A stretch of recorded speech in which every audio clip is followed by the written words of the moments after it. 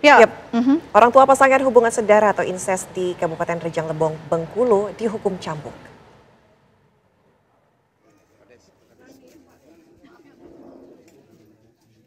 Perangkat desa tempat pasangan incest berdomisili di Kecamatan Bermani Ulu, Kabupaten Rejang Lebong, Bengkulu, menggelar prosesi sidang adat dengan menghadirkan orang tua pasangan incest. Orang tua pasangan incest harus menjalani hukum adat berupa cuci kampung. Tak hanya itu, keduanya juga dihukum cambuk dengan menggunakan lidi. Sang suami dihukum cambuk lebih dari 10 kali lantaran dinilai gagal mendidik kedua anaknya. Sementara sang istri dicambuk sebanyak 5 kali. Hukuman cambuk dilakukan secara bergilir oleh perangkat desa dan pengurus badan musyawarah daerah setempat. Di kampung dimulai dengan semawak. Semawak itu doa kepada leluhur agar desa ini terhindar dari bencana. Dan selanjutnya diadakanlah sepung sekawar agar apa yang menjadi permasalahan menjadi dingin dan dilanjutkan dengan proses hukum cambuk agar kalau ada iblis setan yang di dalam tubuh itu bisa keluar dan kita bisa berpikir jernih kembali. Prosesi sidang adat turut disaksikan warga desa. Malu rasanya. Dengan kejadian ini, Bu, ya? Iya. Tapi tidak bisa bilang apalah. Yang penting udah selesai dengan cuci kampung ini, Bu. Yang penting dusun kita bersih. Bersih, Bu, ya. Warga menilai kasus yang terungkap pada 17 Maret lalu telah mencoreng nama baik masyarakat dan desa mereka. Dari Bengkulu, Ferry Yustika, TV One mengabarkan.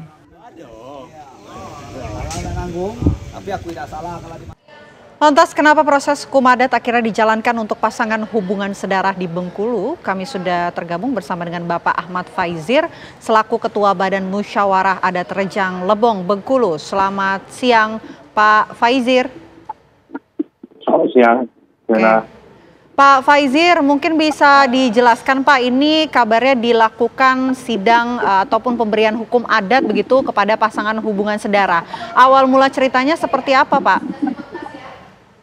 Ya, kasus ini sebenarnya 3 tahun yang lalu ketika si korban hamil dan sampai melahirkan sampai tidak terbukti siapa yang menghamili dan siapa bapaknya.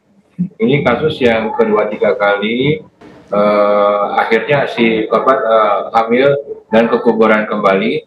Disinilah mulai kasus ini terungkap kembali. Oke. Dari pihak mungkin Bapak begitu ya akhirnya mencari tahu bahwa ternyata ini adalah hubungan sedara. Apakah awalnya memang ada pengakuan dari korban atau langsung dari orang tua korban, Pak?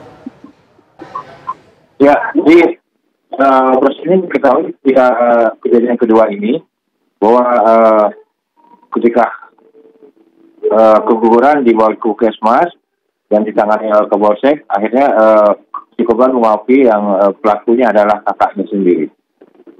Sehingga pada akhirnya langkah yang dilakukan ini adalah melakukan sidang adat begitu ya Pak. Sidang adat ini seperti apa prosesnya dan tujuan dari diselenggarakan sidang adat ini apa sih Pak?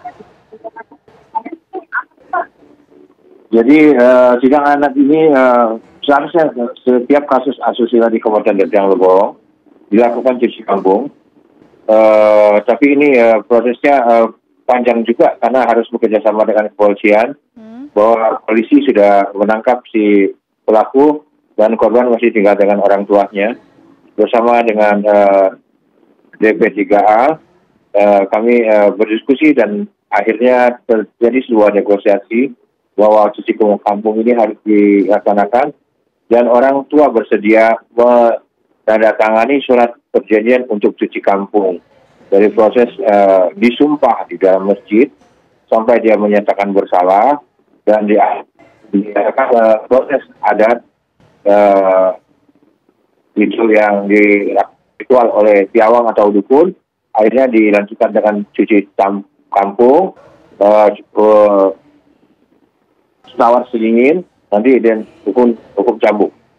Oke, Pak, kenapa akhirnya orang tua dari pasangan incest ini yang kemudian menjalani hukum adat, bukan dari pelaku ataupun korban ya? Bagaimana? Kenapa orang tua pasangan incest ataupun orang tua dari kakak beradik ini yang kemudian menjalani hukum adat, Pak? Ya, jadi setelah proses 3 tahun yang lalu bahwa ini tidak ada pembuktian yang jelas ketika diadakan mediasi kembali antara orang tua memberikan keterangan dengan Polres dan memberikan keterangan di BEMA itu berbeda. Jadi ada terjang bahwa sama dengan hukum negara bahwa setiap anak-anak itu di bawah pelindungan orang tua.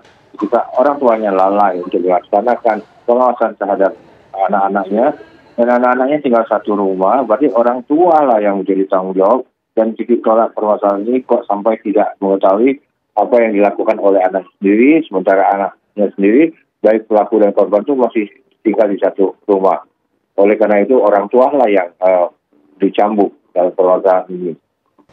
Oke, kenapa orang tuanya Pak? Karena mungkin pasangan ataupun kakak adik ini usianya ini sudah masuk dalam kategori dewasa Pak. Kenapa tidak mereka saja yang kakak beradik ini? Ketika kasus ini terjadi, si korban masih berusia 16 tahun. Yang dewasa itu adalah kakaknya berusia 21 tahun.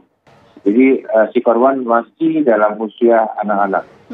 Oke, Pak, pengakuan dari kedua orang tua korban dan juga pelaku ini apakah betul mereka memang tidak mengetahui hubungan seperti ini? Karena tadi dikatakan bahwa 3 tahun yang lalu saja korban sempat mengalami keguguran. Ya, betul. Si korban sempat punya anak di usia lebih kurang 14 tahun lewat. Sekarang dia masih berusia di usia 16 tahun. Nah ini jadi persoalan ketika hal ini digali Polres, digali oleh BEMA. Jadi tidak ada sinkron antara orang tua laki-laki dan wanita memberikan keterangan yang berbeda-beda. Sementara hal ini harus dibuktikan. Makanya sampai waktu meeting dengan kementerian bahwa jalan akhir adalah tes DNA dan sekarang tes DNA lagi diproses.